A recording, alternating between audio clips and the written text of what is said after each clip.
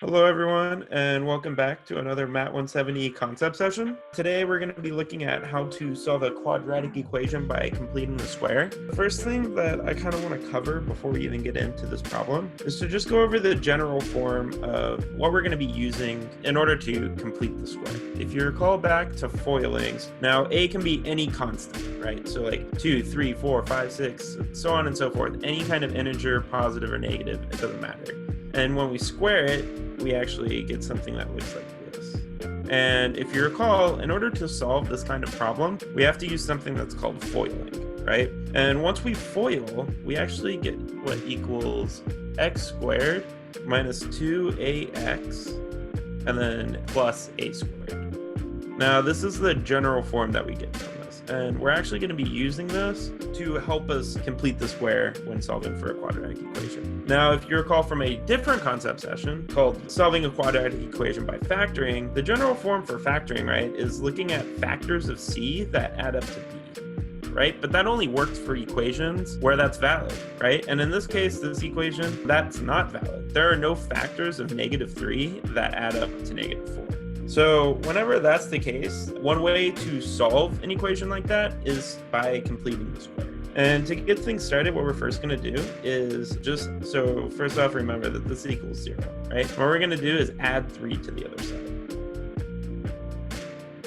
Now next, before we even do anything else, I want to get rid of this 5 because it makes the problem just a bit ugly, right? So what we can do is divide each part by 5.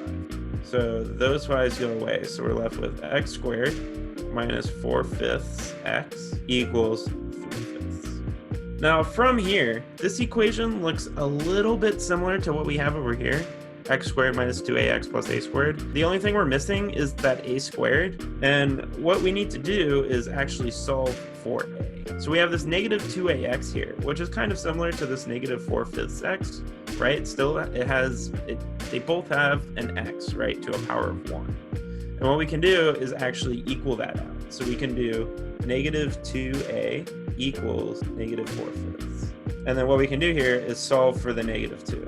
So we divide all of those by -2, and we get that a is equal to 2/5, positive 2/5. Now what we can do is plug it in because we need the a squared here, right?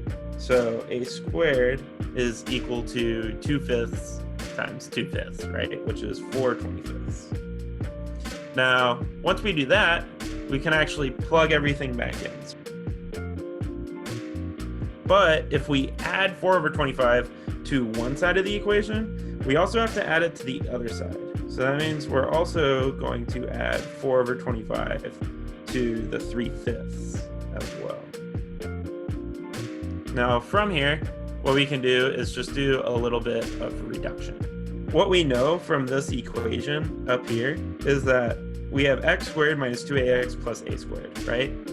And what we were able to do is calculate that here. And we know what our a equals, right? So what we can do is rewrite this to be x minus 2/5 squared equals, and then 3/5 plus 4/25, which is equal to 19/25. Now from here, what we can do is start solving for x. So we can square root both sides to get rid of the squared here. So we're left with x minus 2/5 equals the square root of 19/25. So it's really important that you remember to add the plus and minus when you're square rooting, because technically it can be either sign. And then from there, what we can do is just add 2/5 over to get us x equals plus or minus the square root of 19/25 plus 2/5. And if you recall, just to refresh on the plus and minus system, that means we do have two solutions, right? The positive of the square root 19/25 plus 2/5, and then the negative square root 19/25 plus 2/5. So that is how you solve a quadratic equation by completing the square. So I hope you have a great rest of your day and good luck in your course.